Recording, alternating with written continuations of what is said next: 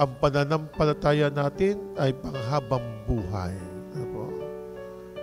Tayong sumasampalataya, nais nating marating ang ating Panginoong Diyos. Ano ba inaalok ng ating Panginoong Diyos? Ito yung langit na buhay. Ang tayo'y makatanggap ng buhay na walang hanggan.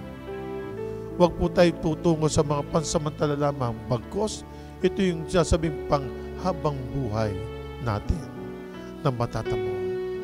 Ibinibigay sa atin dahil tayo ay nabubuhay pa ngayon.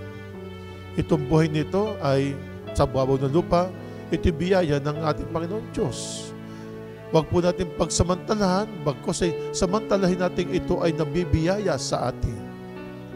Huwag natin pagsamantalahan, bagkus samantalahin natin na ang kabutihan ng Diyos na binibigay sa ating buhay nito ay patungo nawa sa buhay na walang hanggan.